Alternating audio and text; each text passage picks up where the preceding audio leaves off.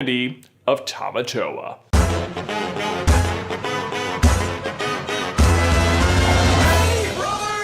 Okay, so in case you have forgotten from our first Tamatoa video, Tamatoa is what is known as a coconut crab. Basically a 10-legged, 3-foot wide armored spider of the deep who can also live on land, steals shiny things, and can move at an alarming speed. They are also known cannibals, hermits, and, wait for it, ghosts. Okay, maybe not ghosts exactly per se, but at the very least, reincarnated spirits. While we were researching the coconut crab to plan for their inevitable invasion, we came across a very interesting term in Polynesian culture, Teoteo Mona. Teoteo Mona are the reincarnated spirits of the ancient people or before people. They can take many forms, but for evil creatures, it is typically a dog, a deer, or, yeah, of course, a coconut crab, the evilest of them all. Now, you might have noticed that Teoteo Mona sounds a lot like Tamatoa, and given the explanation for what a Teoteo Mona is,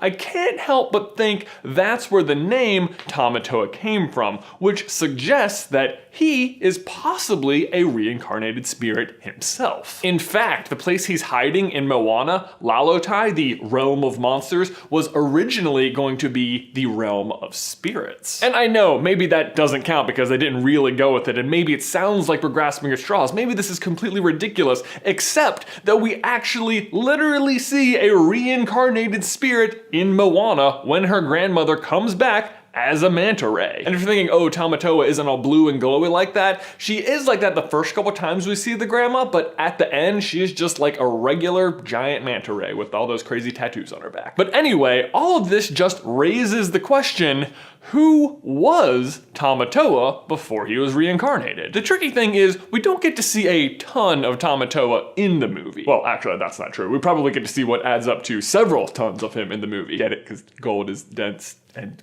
also he's a giant crab. What I mean is he's not in the movie for very long, so we don't have a ton to go on, but I think he's in there long enough that we have a pretty good picture of what we're looking for in someone in a past life. First of all, in order for them to come back as an ancestral spirit, we're looking for someone who is possibly ancient or who was at least around for a very long time. We also know Tamatoa loves collecting things and is specifically on the hunt for powerful objects like Maui's hook or the heart of Te Fiti. Also, interestingly, despite literally calling himself a decapod, which means 10-legged, he, upon further inspection, only has 8 legs. So, are there any dead, 8-limbed underwater villains who like to collect things and seek objects of power? Yeah, raise your hand if you can see where we're going with this, because in Tamatoa's past life, he was none other than Disney's other most infamous ocean dweller, Ursula from The Little Mermaid. First of all, we know she dies because we see it happen on screen in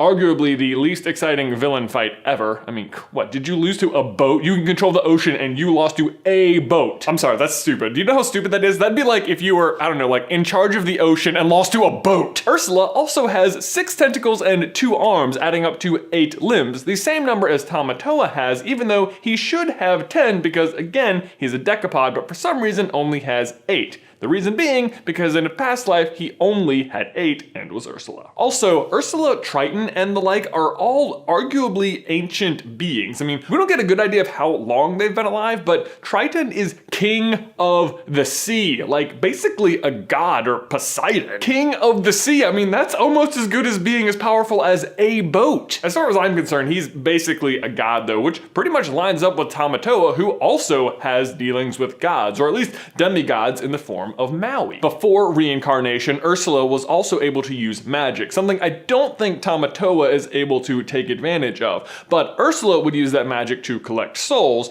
whereas Tamatoa just uses his massive size to collect treasure. He also manages to collect at least one ocean-themed object of power in the form of Maui's hook. And what does Ursula spend the entirety of The Little Mermaid doing? Tricking Ariel so that she can steal Triton's trident and seize control of the ocean, which she loses to a boat. Who gets stabbed by a boat? And taking control of the ocean is actually what Tamatoa is trying to do in Moana by getting the heart of Te Fiti. But that's not to say Ursula wasn't also trying to collect the heart of Te Fiti herself. Notice where Moana carries it with her throughout the movie, around her neck. And what does Ursula have around her neck for all of the Little Mermaid? Literally the symbol for the heart of Te Fiti. Oh, also, sorry, this is a little off topic, but did I mention that they are both purple? Because yeah, they're both purple, which I don't want to sound like racist or anything, but that's a weird color to be. Man, I should put that on a shirt. Purple. I'm a weird color to be. Speaking of which, did you guys know that we Super Carlin brothers now have shirts available for sale at dftba.com? Because if you didn't, you should go check them out because they are awesome. But back to Tamatoa. The other issue you may be screaming at your computer right now is the difference in gender. Ursula is a woman and Tamatoa is a male, so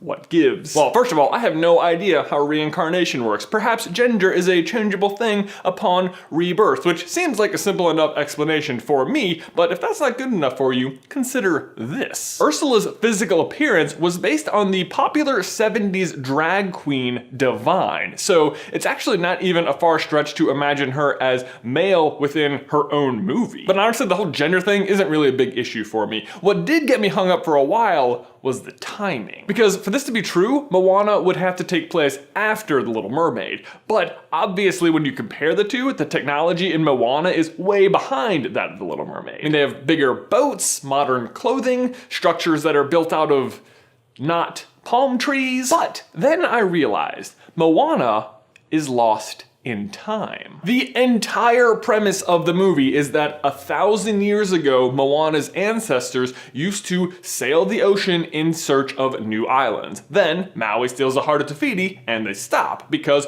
boats stop coming back to the islands. Because of this, they purposefully decide to remain isolated and unchange anything about themselves for 1,000 years. And 1,000 years is a long time. Like if you think about that, that's the year 1017 for us. That's like Roman Empire times when like technology, not that great. I have to imagine, especially for, you know, Pacific Islander people who are literally trying not to change. In fact, the entire first song of the movie, Where You Are, is pretty much all about this. One of the lines is literally, tradition is our mission. And it definitely has been 1,000 years. I mean, Maui says it when Moana rescues him. The grandmother references 1,000 when she's telling the legend at the beginning of the story. And if you need further confirmation, we can look at the rocks on the top of the island. There are 16 rocks there, plus 17 if you want to count Moana herself. And if you want to give an average lifespan of 60 years or so, yeah, that adds up to right around 1,000. So there you go. Unrelated, but fun fact, while researching this video, we learned that the places on Earth with the highest life expectancy are all little islands like this. Anyway, the point is, Moana could easily be taking place after The Little Mermaid because nothing has changed on Motunui for 1,000 years. And the cherry on top, the very final bit of evidence that these two movies are connected, comes from none other than Tamatoa himself. After the end credits, we see that he has still not managed to flip over